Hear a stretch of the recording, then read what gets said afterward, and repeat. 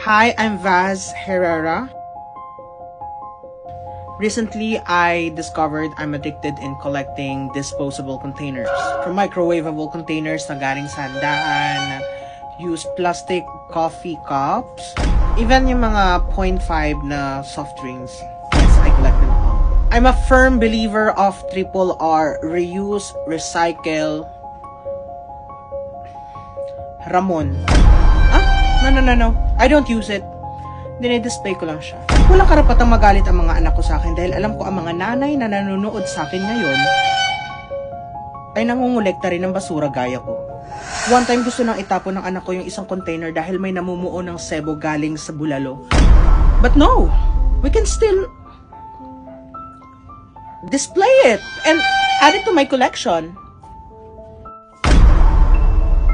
Take my container, I take your life.